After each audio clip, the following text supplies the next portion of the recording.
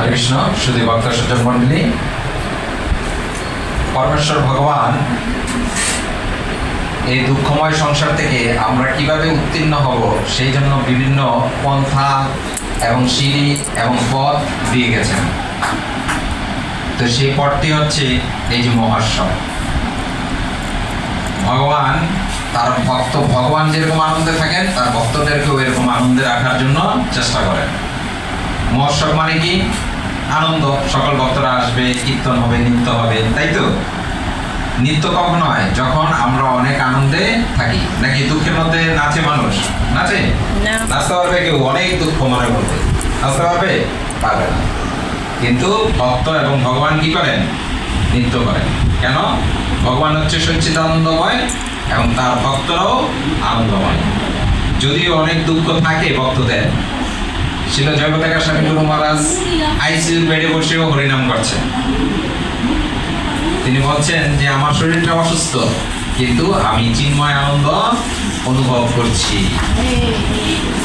তো ভক্তরা হচ্ছে এরকম, যদিও দুঃখ কষ্ট মনে হয় কিন্তু তারা সবসময় কি করেন? আনন্দে থাকেন। কেন? তারা তাদের ভগবানের সাথে সম্পর্ক এবং ভগবানের নাম ও গুণগান কীর্তন সবসময় করেন। কি করে?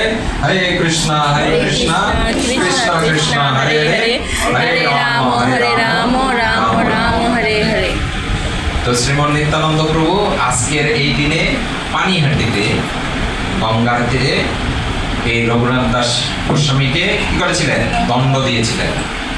তো এই উৎসবটির আরেকটি নাম হচ্ছে দণ্ড উৎসব, কিন্তু চৈতন্য চরিতামৃতে সেই কথাটা ভুল বলে প্রমাণিত করেছেন এবং এই নামটি দিয়েছেন চিরাদুদি মহোৎসব। কি নাম?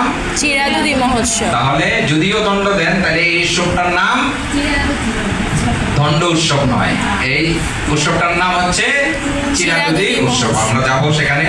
এই অন্তলীলায়, শ্রী চৈতন্য চরিতামৃতে অন্তলীলায় ৬ষ্ঠ অধ্যায়ে ১০০ নম্বর শ্লোকে সেখানে বলা হয়েছে যে এই উৎসবটা কি নাম।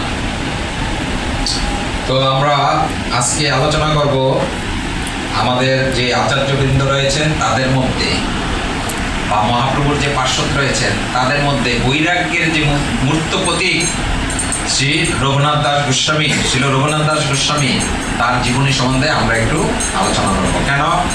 কেননা এরকম মহাপুরুষ বা এরকম মহাত্মা এবং মহাপ্রভুর পার্শ্বদ, তাদের জীবনে যদি আমরা শ্রবণ করি এবং আলোচনা করি তাহলে কি হবে?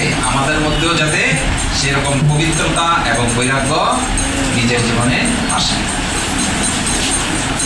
তো রঘুনাথ দাস গোস্বামী ছিলেন জমিদারের পুত্র। তার পিতার নাম ছিলেন গোবর্ধন, তাই না?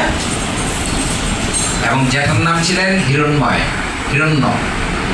তো দুই ভাইয়ের এক পুত্র ছিলেন, দুই ভাই ছিলেন, কিন্তু হিরণ্য ওনার কোনো সন্তান ছিলেন না। হরে কৃষ্ণ। তো একটি মাত্র পুত্র ছিল, তার নাম ছিল রঘুনাথ। তো তার প্রথম থেকে তিনি কি করতেন? চৈতন্য মহাপ্রভুর প্রতি আসক্ত ছিলেন। এই জন্য তিনি ঘর থেকে কি করতেন? বেরিয়ে যেতেন মহাপ্রভুর দর্শন পাওয়ার জন্য। চৈতন্য চরিতামৃতের অন্তলীলায় সেটাই বলা হয়েছে। আমরা একটু পড়বো সেখান থেকে। এই মতে বারে বারে পলায়ও ধরি আনে, তবে তার মাতা কহে তার পিতা শনে। পুত্র বাতুল হইল ইহার রাখো বান্দিয়া, তার পিতা কহে তারে নির্বিঘ্ন হইয়া। ইন্দ্র সম ঐশ্বর্য স্ত্রী অস্পরা সম, এসব বান্দিতে নারী লেখো যার মন। দরির বন্ধনে তারে রাখিবা কে মতে, জন্মদাতা পিতা নারে পারত্ব খণ্ডাইতে। চৈতন্য চন্দ্রের কৃপা হইয়াছে ইহারে, চৈতন্য চন্দ্রের বাতুল কে রাখিতে পারে। এখানে বলছেন শিল প্রভুপাদ তাৎপর্যে, এইভাবে তিনি বারবার পালিয়ে যেতেন এবং তার পিতা তাকে ধরে আনতেন। তখন রঘুনাথ দাসের যা তার পিতাকে বললেন, আমাদের এই পুত্রটি পাগল হয়ে গেছে, একে দড়ি দিয়ে বেঁধে রাখো। তখন অত্যন্ত বিষণ্ণ হয়ে তার পিতা উত্তর দিলেন, ইন্দ্রের মতো ঐশ্বর্য, অপ্সরার মতো সুন্দরী স্ত্রী, এবং যাকে বাঁধতে পারলো না তাকে দড়ি দিয়ে বেঁধে রাখবে কি করে? জন্মদাতা পিতা প্রারব্ধ খণ্ডন করতে পারে না। এর প্রতি চৈতন্যচন্দ্রের কৃপা হয়েছে। চৈতন্যচন্দ্রের প্রেমে যে পাগল হয়েছে তাকে কে ধরে রাখতে পারে? তো সবাই বলছে কি, যেটা বলছে যে এই ছেলেটি কি হয়েছে, পাগল হয়ে গেছে, তাকে কি করো, দড়ি দিয়ে ঘরে বেঁধে রাখো। কিন্তু তার পিতা বলছেন যে আমার ইন্দ্র সম ঐশ্বর্য। ইন্দ্র মানে কে? স্বর্গের যে রাজা, স্বর্গের রাজার যত সম্পত্তি, এই রঘুনাথ দাস গোস্বামীর পিতা গোবর্ধনের এত সম্পত্তি ছিল। বলছে ঐশ্বর্য সম সম্পত্তি আমার ছেলেকে বেঁধে রাখতে পারেনি। এবং তার স্ত্রী ছিল স্বর্গের অপ্সরা থেকেও সুন্দর। সে অপ্সরার সময় স্ত্রীও ছিল ঘরে, কিন্তু তাও তাকে বেঁধে রাখতে পারেনি। কেন? যে চৈতন্যচন্দ্রের কৃপা হয় তিনি এই সংসার বন্ধন থেকে মুক্ত হয়ে যান।